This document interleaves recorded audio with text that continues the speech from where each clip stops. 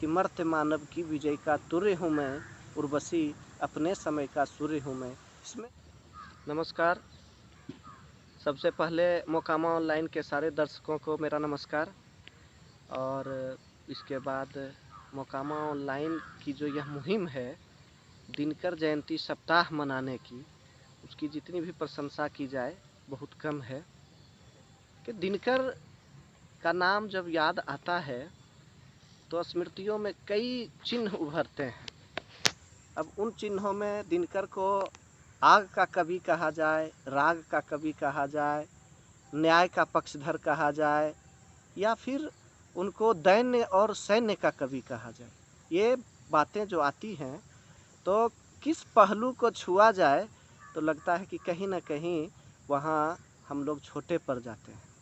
दिनकर का व्यक्तित्व इतना विशाल रहा है और इतनी समग्रता से उन्होंने अपने काव्य को समेटा है कि उन पर किसी एक पक्ष को छू पाना भी हम लोगों के लिए संभव नहीं लगता है। जितनी बातें दिनकर जी के बारे में साहित्यिक क्षेत्र में, राजनीतिक क्षेत्र में और भी सामाजिक क्षेत्र में कही सुनी जाती हैं, उन चीज़ों में से अगर एक को हम उठाते हैं तो सबसे पहले बात आती है कि दिनकर ने अपने काव्य में राष्ट्रवाद को प्रमुखता से जगह दी है और शायद इसीलिए वे मैथिली शरण गुप्त के बाद दूसरे राष्ट्र कवि माने जाते हैं। गुप्त जी और दिनकर जी में काफ़ी समानताएं रही हैं और दोनों के बीच जो सबसे बड़ी समानता रही है वो ये है कि दोनों ने कहीं न कहीं, हालांकि क्रांतिकारी कविता का भी ओघ था दिनकर की पंक्तियों में, लेकिन दोनों ने कहीं न कहीं गांधीवाद को लाया है अपनी कविता में।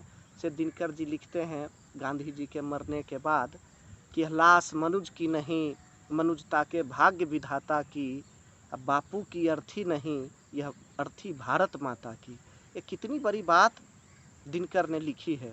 और सम्यक साहित्य की अगर बात करें तो नेहरू जी को ललकारा है उन्होंने परशुराम की प्रतीक्षा में कि भोर में पुकारो सरदार को, जीत में जो बदल देते थे कभी हार को, तब कहो ढोल की यह पोल है और नेहरू के कारण ही सारा गंडगोल है। ये लिखते हैं और उसके बाद उसी कविता में उन्होंने नेहरू को महिमा मंडित भी किया है।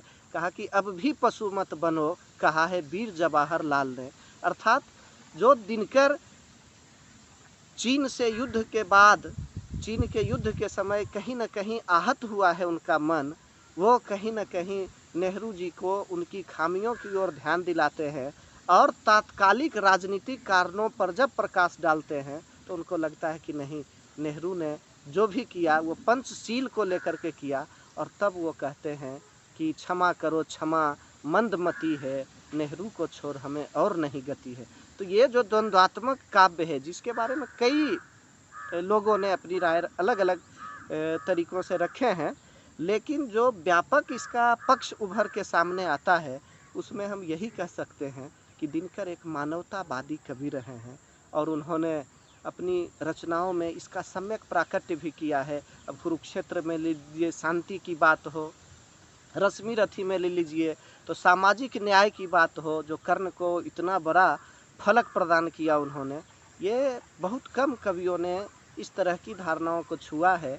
और रागात्मक काव्य यदि आइए तो उर्वशी को लेते हैं और उर्वशी को उन्होंने कहा है कि मर्त्य मानव की विजय का तुर्य हूँ मैं, उर्वशी अपने समय का सूर्य हूँ मैं। इसमें समूचे मानव जाति की समग्रता की बात समाहित है। किसी एक व्यक्ति पुरूरवा को केंद्र में रख करके लिखी गई कविता है, लेकिन वो प्रतिनिधित्व करती है वह पंक्ति समूचे मानव जाति को, कि आज भी हम काम से रहित हैं, आवेग से रहित हैं और हमारा जो नैसर्गिक प्रेम है वही हमारा पुरातन है और वही हमारा शाश्वत है। तो आज के दिन दिनकर जी के काव्य को हम लोग स्मृति के रूप में संजोते हुए इस कार्यक्रम में जो लोग सहभागी हुए उनके प्रति भी आभार प्रकट करते हैं और जिन लोगों ने इस मुहिम को चलाया है उनको भी कोटिशः धन्यवाद करते हैं।